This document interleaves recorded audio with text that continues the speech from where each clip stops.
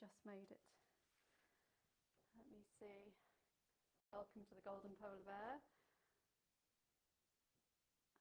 And Kerry is here. Let's just...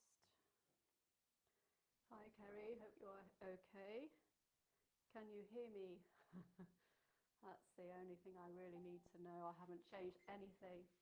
I haven't changed a thing. We can put me up. Am I all right now? Can you hear me now? I hope you can. Really quiet again. I don't know. It's just that. Can you hear me?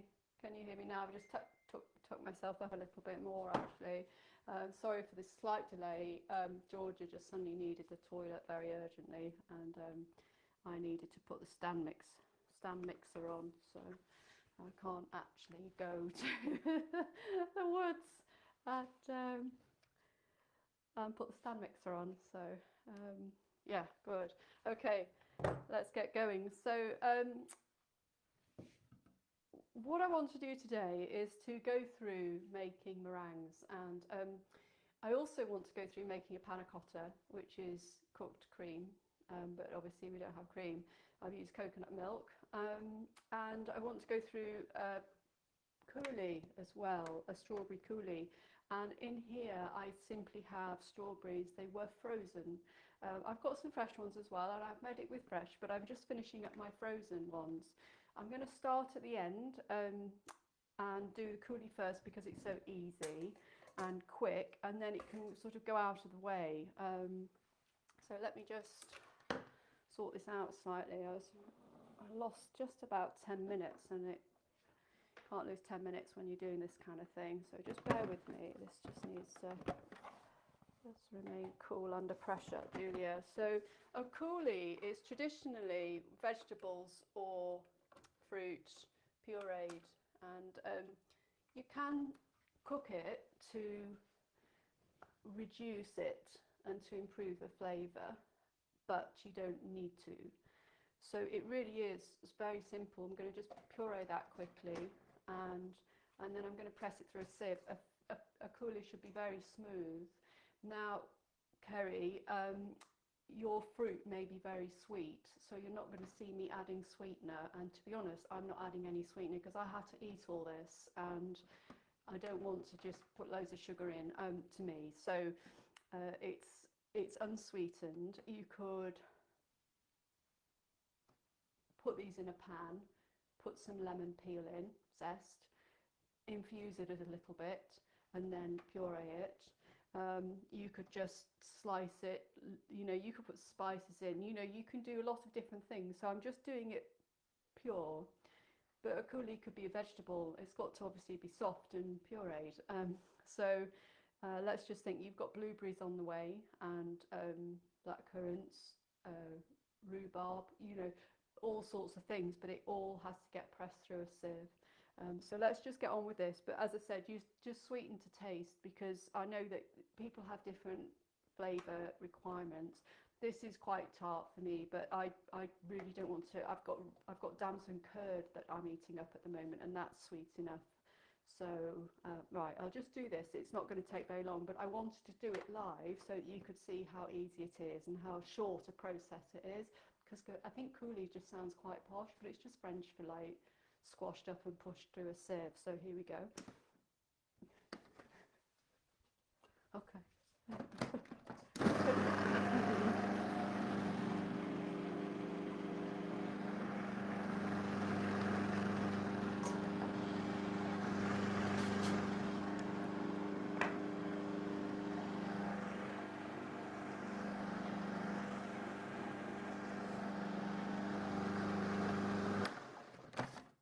So that really is it.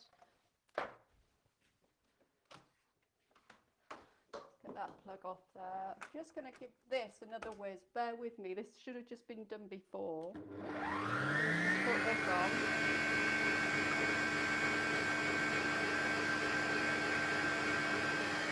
That's okay. Sorry.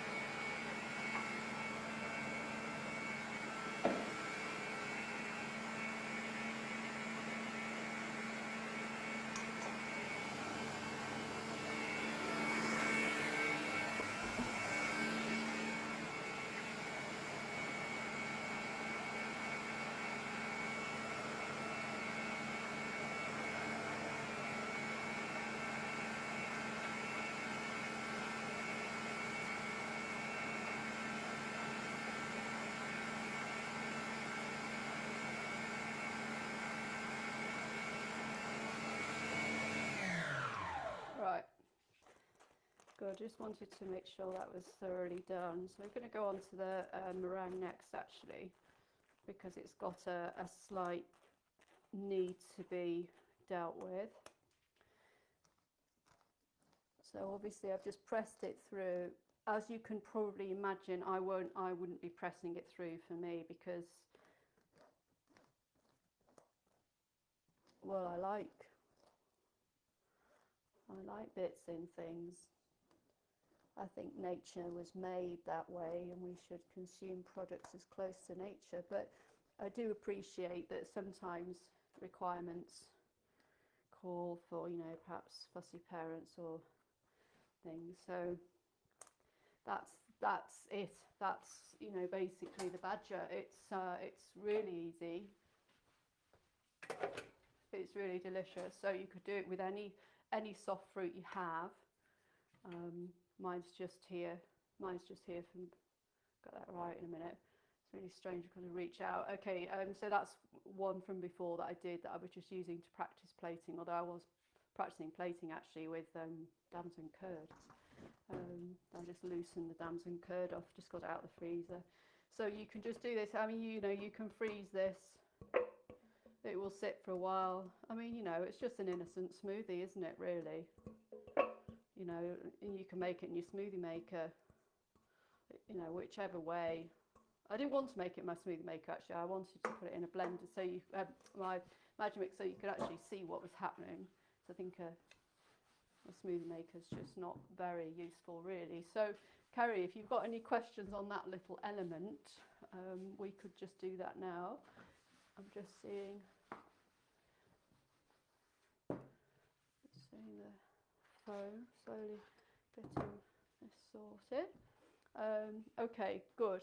So I don't think we've got any questions on that. It's dead straightforward and dead easy to make and really lovely with any fruit, blueberries, anything at all. So good, let's do, I'm probably going to do a bit more of that myself actually. Although I'll probably eat too much fruit if it was all liquidized like that. Okay, so the next thing, let's just go to there. So what I'm doing here is I'm getting out the meringue. Okay, there's quite a lot to getting meringue right, but once you know how to do it, it's effortless and a good cheat. So here I am. This is, you need 15 to 20 minutes without fail. You cannot do it on less than that. And you need this whipper attachment on your Kenwood, whatever brand you have. Now then, the biggest problem I think that people have with regards to meringue is that they stop too early. You know, 15, 20 minutes with that thing on is a long time. So I have mine timed on to go to 20 to 7 today, and then of course Georgia took me out, so I was a little bit late. But they don't stop early. It's almost impossible to be too long, because you've got the noise, so it reminds you it's on, but you really do need to go. And if you don't go, it's the full way and take your time on it, you might just forget it. It just won't work. So that's my number one, really. Now then, let's just see. I hope you can just see. This is what I really wanted to show you. Let's just get this right. Okay, so this meringue here, you know, let's concentrate. You know that it's right because it's dead solid. That is almost dry. The sugar has gone in really, I'll talk through it, but it's gone in so slowly over those 20 minutes, 15 minutes. I pushed it with 15. It should be 20. Ideally, if you can stand it, 30. This should be hard and dry. What would it be like? It's the equivalent of, like, I don't know, bubbles in a dishwasher, you know, in a soap suds in the sink, versus that hard sea sponge you get. You know, don't expect anything magic to happen in the oven. It's got to go in solid as a rock, basically, and then it holds it. And all you do, you're not baking it, you're drying it. So I wanted to show that, and that is, I'm tapping that really quite firm. Thinking today I might do a meringue workshop actually, because I think that it's just such a magical thing to be able to do, and it's you know, but there are a few tips and tricks. I mean, when I first did it, I was just a complete joke. I've just got a question. My past meringue failure was reduced to too little time. Yeah, so we're just going to go through the ingredients now, and I'm just going to show you the other key thing that is so vital. So let me just keep myself clean. It's I really hate having dirty fingers. So I'm just going to see if this will work, Kerry, actually. I'm just going to send you a picture. Can you see how glossy it is? It's really thick stuff in here. You know, let's just, oh gosh, this is like a mirror. So it you know, it doesn't come out. It's not liquid anymore. It's gone as solid as a rock. Really dry is the word. It goes dry. This, if you don't use it, it starts to lose itself. So what's happened is that its proteins have expanded and stuff like that, and then it just starts to lose it. And I've done a test. I kind of knew anyway, but I did a test and I put some in the fridge and it just became water. And then I tried to re-whip it. I knew it wouldn't, but it wasn't interested, you know. So that now is over. I've got plenty of meringue, so I won't be using that. But the next thing I just wanted to go on to, we should have me back again. In fact, let me just use this overhead camera over on my right now, because this is the other key thing I think that people probably get wrong. So just keep my head out of the way. This here is reduced aquafaba. Can you see reduced chickpea water? We're going to go through it. We're going to do it actually, but that is really gloopy. So I did that a couple of hours ago, and that's just been sat here. And if yours isn't like that, it won't work, right? Chickpea water is not all the same.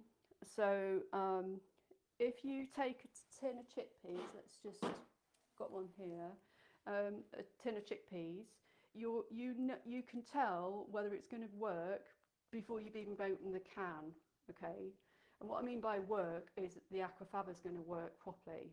So this won't work because it sounds like water, right? Some of them don't sound like that.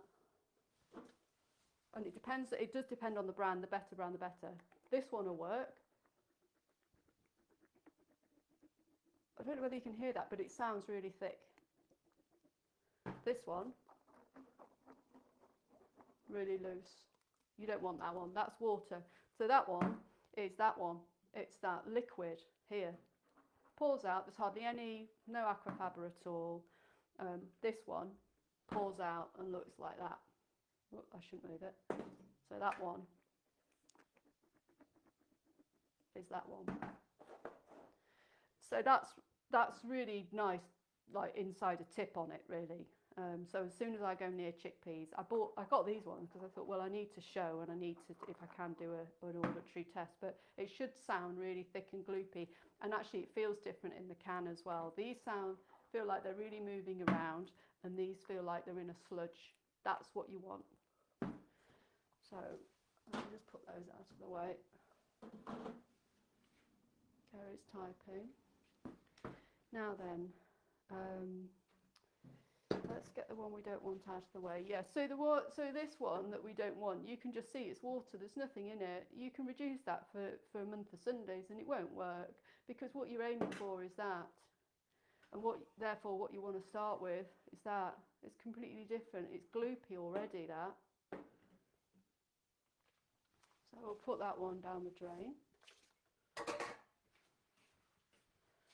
And this is a can out of one can. Let's just get this heating up. So, okay, so the key thing here is that, so that's my reduced one. That's what we're aiming for, and that's what's come out of the can. So it's pale brown, and this is dark brown. This moves quite easily, and this is gloopy. And in fact, if you put that in the fridge, that would start moving as one disc of stuff. So here we go. We can just put him in. In fact, yeah, that's fine. So you can see it's quite pale.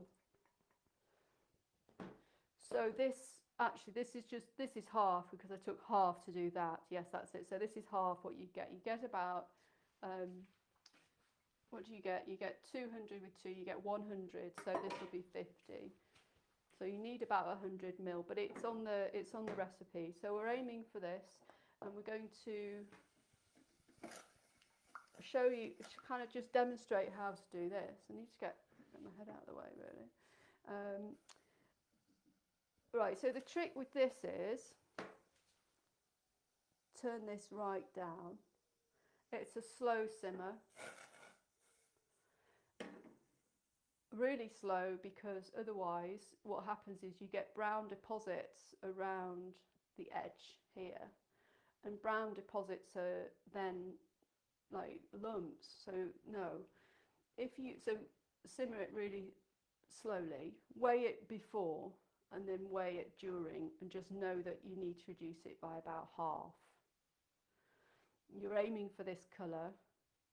When you work with it, it absolutely has to be cold. This is already written on the recipe, actually, it's already put in.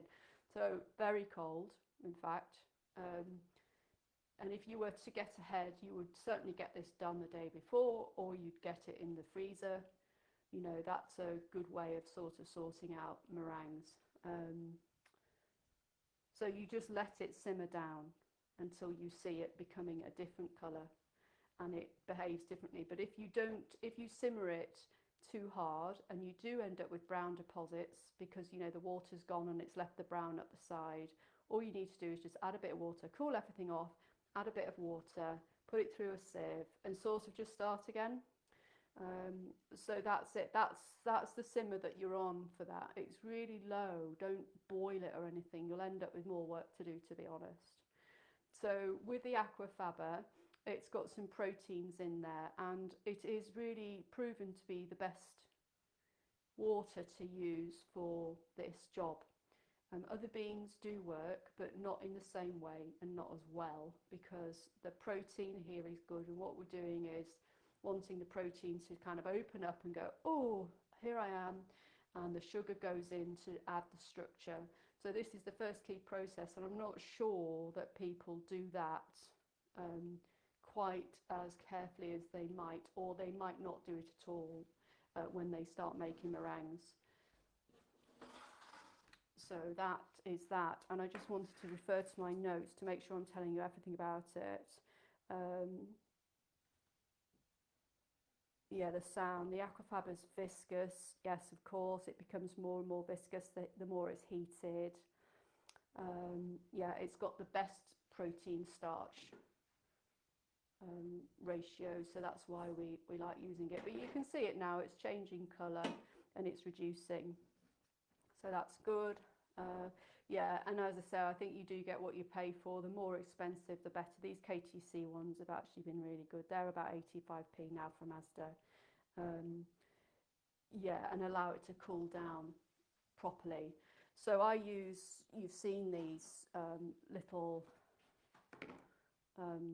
these are good, because I just put I just balance this on something, and then it cools really quickly. So if you just want to use it quickly, put it in a metal bowl or larger bowl, and then put it into some container. So yeah, it's there now. Actually, is this? It's almost disappeared because there's not very much of it, but you can see that it's gone this different colour, and it's not lumpy. Let's just see. You can probably see that now. It's not quite as dark, actually. That one is very dark. It was quite dark when it came out. So just get used to looking as well at what you've got when you've got it. But this will work absolutely fine now. So that's all good. And actually, just let's go back to that view. It should be there. Yeah, so here I've just remembered to show you that meringue, this is wrong. That's wrong. If it does that, it's wrong. You know, it's too soft.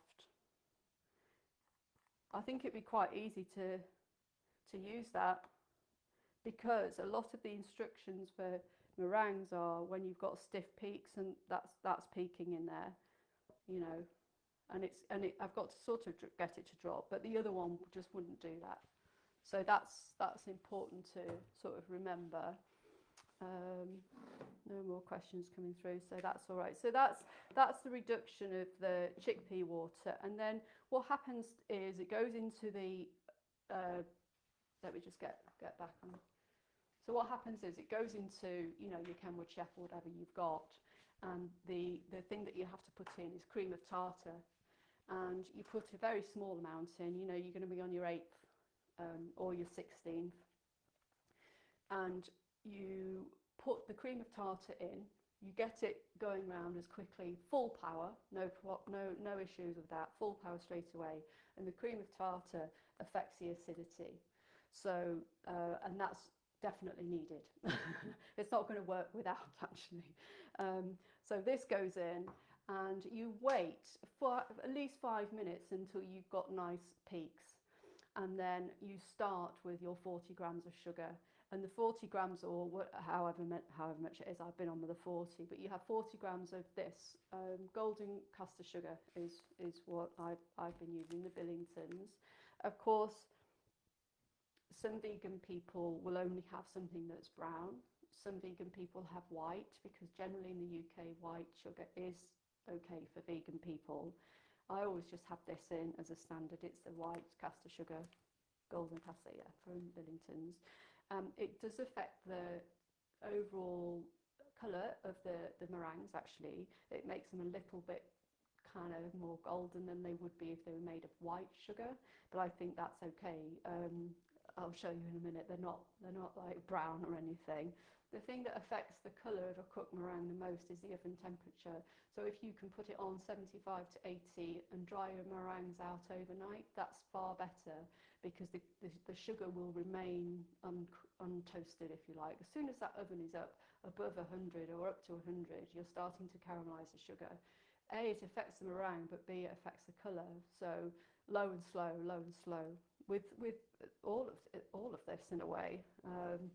So the cream of tartar, yes, so it lowers the pH and it stabilises everything, and it helps the protein kind of just get sticking together with the starch in the right way and becoming stable.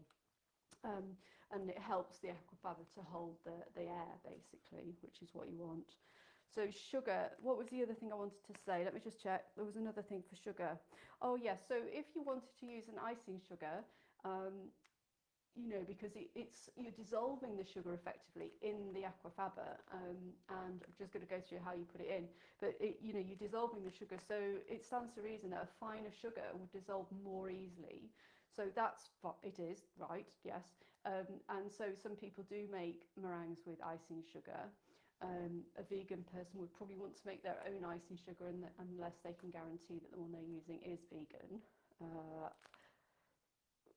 I think that what is the brand, the Silver Spoon icing sugar, I think that is vegan, but I will happily stand corrected. But if in doubt, you can make your own by, you know, putting this in a spice grinder at the end of the day and making it really fine. And then, you know, because some icing sugars have got caking agents in and stuff, and you don't want any of that nonsense in this. This will, you know, it will be spoiled. So the trick with the sugar is it goes in really, really slowly. So you've put your cream of tartar in for 5 minutes. You've got some peaks now. Take a spoon, and if it's just peaking, looking okay, you're ready to go. You start adding the sugar, and the sugar roughly goes in a little bit every 5 minutes. You know, so you can clean your house. It's one of these jobs. So you just like put a little bit in, teaspoon, little bit in, leave it, little bit in, leave it. You know, just give the sugar time to dissolve and then get whipped, you know. So lots of patience, I think, is required to get meringues bob on, but once they're on, they'll last for months in an airtight container. So, you know, they are reliable. I made some at Christmas actually, and I was chucking them out, and they were, you know, still very dry and very edible actually as meringues, you know, March. So, you know, I just found them and was like, oh, I'm bit into them, and it's like, oh, yeah, they're still good.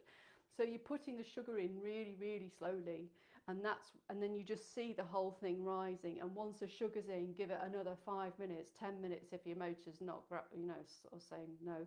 Just get it to that really firm, hard, dry, I've got all my sugar in, I'm solid, and then you're on. And then you can do what I'm just going to do now, which is pop it in a piping bag. It's gone a little bit softer actually, just think about it. I think, maybe, I don't know until I've touched it. I've got a piping bag here, and you know, you can do some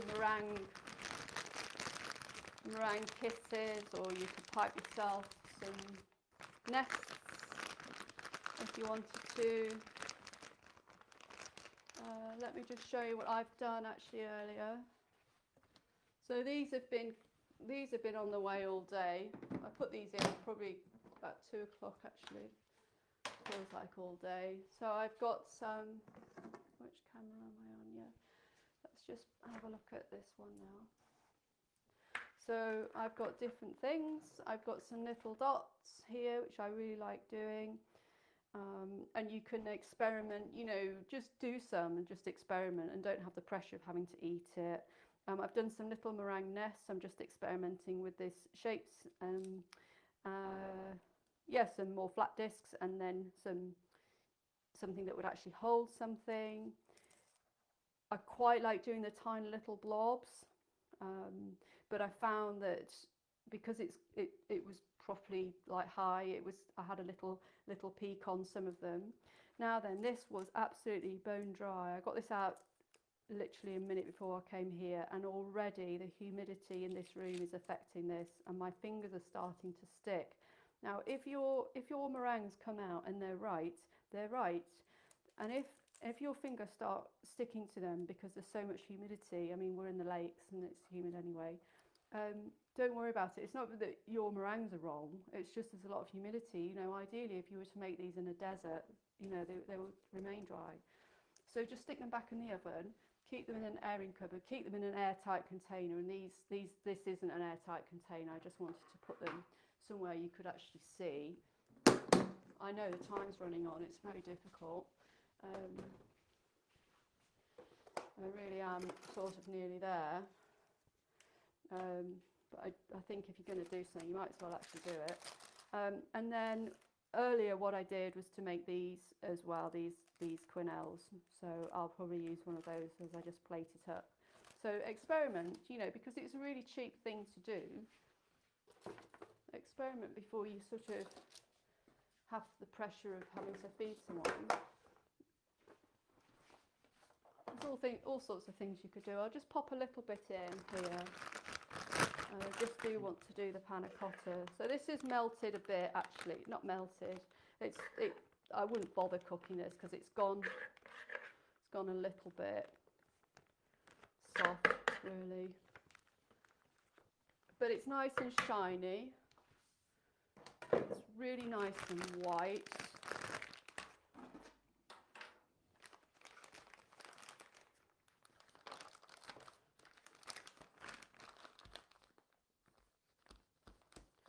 So I've got these plastic piping bags, and I've had them forever because I always wash them out.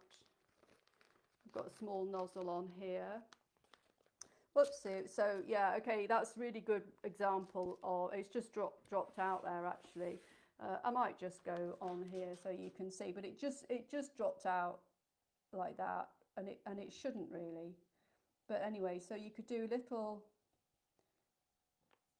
blobs. Too wet really, little blobs like that, and they're quite sweet. And it, you know, you just start practicing whatever you want to do really. You know, whatever you imagine your dish needs. And then if you wanted to do like more of a quenelle,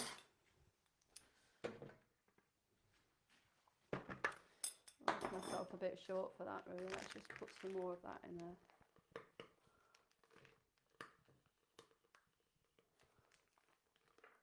The quenelles are quite nice to do. What I found works with it. I mean, my mum just used to get meringue and just go like this, really, you know, make a big dollop of it.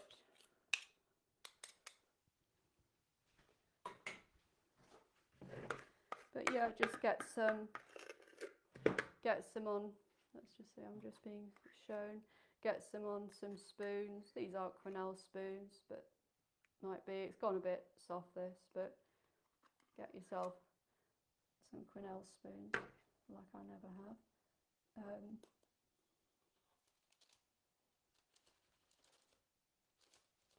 And put yourself something with a little bit more height, you know, and then bake them off. So that's kind of how you do it. It's not very difficult. I'm sure you piped before. So that is that. Are you all right for time, Kerry? Okay. Right, now then, let's just get my notes back to make sure that I'm on everything. Oh, with meringue, yes, you can add colour, and you can add spices, and you can add fruit. But if you haven't done it before, if you had bad results, just don't bother with any of that. Okay, thanks. Yeah, thank you. So you can add different things, but don't. If you've not got it right, basic, don't. The recipe here does say have a quick practice and everything, but then I put rose water in and a little bit of vanilla extract. I mean, there's an eighth of a teaspoon of each, and it's just got a little bit of flavour running through it.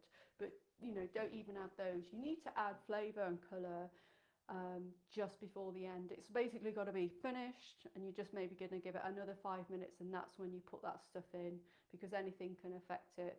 You really don't want that stuff in until basically the end. Have I got reviving soft meringues? Yes, I've done that. So you're in the freezing. You can freeze the meringue. Storing meringue, ideal in the airing cupboard. Right, I'm just going to go on now, just make sure I've just got everything. So I'm going to go on with my panna cotta. Now, panna cotta is cooked cream with sugar in, basically. Just want to just check this. I put this out a long time ago. So the recipe I've got here is a 200 of coconut milk. So I'm just going to check I've got what I need here before I go wrong. Yeah, that was 200. Let's check that. So yeah, so panna cotta, I didn't really like it when I was non-vegan. When I went vegan, I tried to make it. I didn't like anything I made, and I promptly just gave up on it. And I don't know what it was that I didn't like. I just thought, this is a waste of calories. I've come back to it and decided to use coconut milk because I thought that it would have that luxury of flavour, of texture on the mouth first. That as long as everything was paired properly, that the coconut flavour would be fine. So that's what I've done, and actually I quite like what I've done, to be quite honest. I think it's nice. So you have to warm the coconut milk with your flavourings, and I'm going to put in a little bit of where am I? I'm on the right camera. I'm putting in a little bit of elderflower, and I'm putting in a little bit of agave. You could use maple. And those things need to be whisked around, and yeah, those are a tablespoon of each. I should be clearer, really, shouldn't I?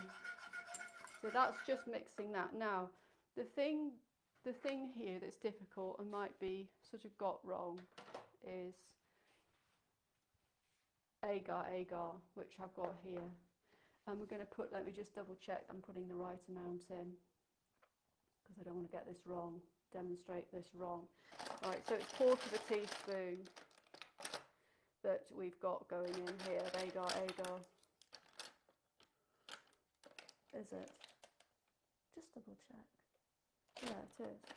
So we've got 1/4 teaspoon. Now, the thing with agar, let me get into this overhead camera again, because this can go wrong. So you've got your base, you've got your fat, you've got a bit of sweetness going in there, a bit of elderflower flavour, or you could put lemon, or whatever the flavour is that you want. And then you need to thicken it, and you need to whisk it, and you need to put this thickener in, agar powder. Now, the powder is very different than the flakes. The flakes will never work. They're a completely different thing. So that can be why people go a bit wrong. Agar needs to come to a boil and boil for 2 minutes. And if it doesn't boil for 2 minutes, that can go wrong. So it's quite tricky. Is it tricky? I don't know whether it's tricky. Now then, you've also got to think about what you're going to put it into. So earlier in the week, I poured panna cotta into that little glass there. I've put it, let me just get this out here, just hiding in here. I put one earlier just to show really. So keep it on a low simmer. You can line, so this is just, let's just have a look what you can see without changing the overhead. So you could line with cling film something, and then of course it's just going to lift out, but you'll have the creases of cling film, but you might not care. If it was just for me at home, I wouldn't care about that, I don't think, but maybe, I don't know. Right, okay, so we'll just come back to that in a minute. You need to just have a look at that. So this is now changed from my perspective, and what it's done is, just going to try and get as little heat on that as possible. It goes silky. It really does need 2 minutes like this. So just glanced at it, right? So I've got two minutes. So that now it boils. It starts to like almost. It stops being kind of clear bubbles boiling. It's a shine to it. It looks different. If it doesn't look different, you're not on your start of your 2 minutes yet. So it needs activating. So molds, a mold works well. Grease it with some neutral oil, and then to get it out of there, you would use this a spatula. You could use a knife, but you just go down the edge like this, and then pop it onto a plate. So this panna cotta here came out of here earlier. I put in for about a minute warming in some hot water, and then I very carefully just put the spatula around the edge. This soft silicone stuff is what you need for that. Going at it with metal is just, it's a horrible noise on there anyway, but it's just not the right thing to do. Okay, so this has now been a couple of minutes, and that's your panna cotta done. And you can pour it wherever you want to pour it. So, that will be me. I just spoiled that other panna cotta now. But yeah, so you can just pour it wherever. I'll just pour some of it in here. Put that off.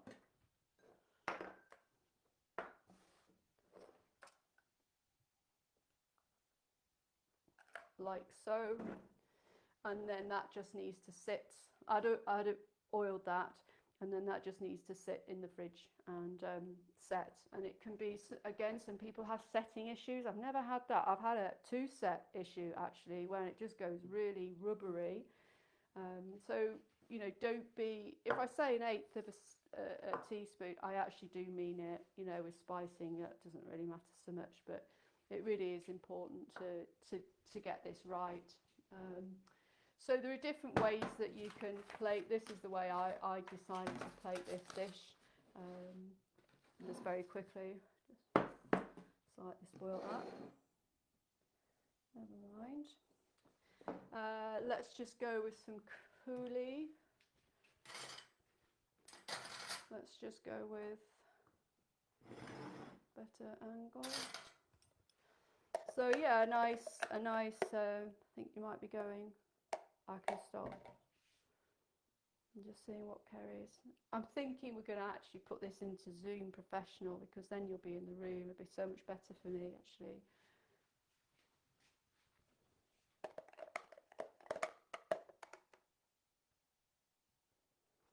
So just a bit of coolie down, however you want to do it. You can put it in a jug, you don't have to put any down. We could put a little bit of strawberry, actual strawberry, down.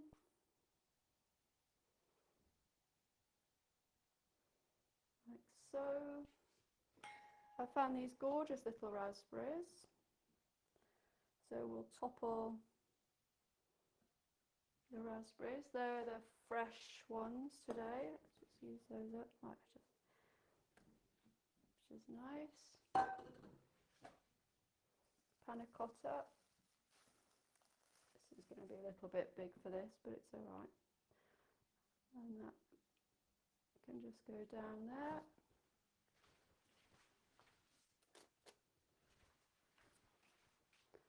That's really sticking now, actually.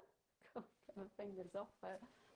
And then I probably just put 2 or 3 little blobs on.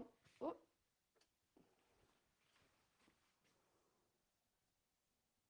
I can't get them off, can you see? It's just, these are dry as about a minute ago. So it's funny, really. So yeah, I'll just put them back in the oven. And actually a really nice little, where is it, flourish is some pistachio. I do quite like that. I've tried that there. A few little flakes of rose petal to reflect the rose petal actually that's in the thing. And a nice little spice mix is a little bit of sumac. You might have sumac. Sumac's lovely with this, actually. Balsamic vinegar is obviously lovely as well. But there we have it. So we have a little pudding there. We've got panna cotta that's a little bit on the big side. The quenelle is possibly a little on the little side. But I think we'll do. I think we'll be all right today. I think. Thank you. Yes, I think the hubby will like it. I'll do a photograph tomorrow, and I'll make sure that everything's a slightly better proportioned. It's roughly right, that, but not quite right. Do make sure the coulis sweet enough for him, is what I'm saying. And actually with the damson curd last week, do make sure. So let me just put me on again. I'm there now. Yeah, so yeah, just make sure with damson curd, because I was eating it today and I was like, oh yeah, this is what I said in the recipe, and it is really quite tart. So just add a bit more sugar for him, or just divide and have a more sugared one for him and less sugared one for you, Kerry. And again, this is quite tart. This strawberry, just puree basically, is quite tart. A nice little stone jug on the side to pour over would be lovely. You know, you could put all sorts of little dustings and stuff on there. I'll get a little bit more arty when I plate this. But do your Airbnb guests get? No, to be honest, no, they don't. Well, no, but maybe they should. I don't know. A few want to have cookery lessons, want to come back for a cookery treat, actually, is what I'm finding.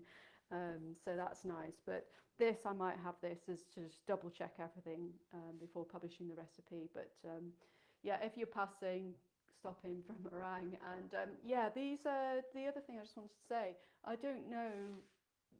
These, I think they're Darien molds, aren't they? I have got like 8, and I'll never use them. So if you want to just have a couple, Kerry, you know, let me know and I'll drop them in or something. Because it's, you know, it's more metal, it's more stuff, isn't it? So if you do want a couple of these molds, even just one to try, or 2, I was going 2, I've got a pile that I won't ever need. And if I need them, I'll ask back. Blueberry curd. Yeah, blueberry curd would work fine, actually. It would work really nicely. Let me just see. Freezing, storing meringues, re-whipping. Yeah, okay, so I think those are all my sort of talking points for meringue, but I'm going to add them actually into the recipe post going forwards.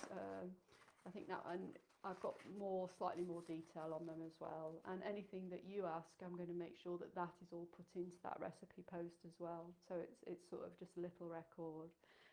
And I found an AI thing that will take this live recording and chop it up into useful bits, and all those bits will end up in the post as well. So it's quite a lot to it, actually. But thank you for coming again, Kerry. I quite fancy this dish now, actually. Quite want to eat this.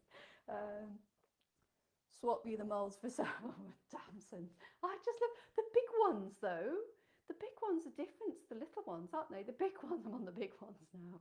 And the big ones are like, the flesh really holds on to the stone, doesn't it? It's completely different. So much to learn all the time. So I find that really intriguing, that you can cook them the same way and the stones are still like, no, I'm in the flesh and I'm not coming out. So yes, and I've also got lots of sort of slightly different idea. I'm probably going to just show. I've got some food colouring, actually, some vegan stuff, and I'll probably make a meringue that's a bit different as well over the next couple of weeks. That's red.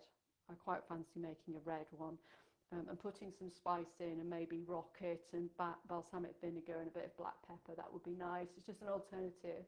So, but once you've got this down, Kerry, you can then, so for autumn you could have like one that's turmeric colour, yeah, it's good. It's good. Let me see. Big ones are plums.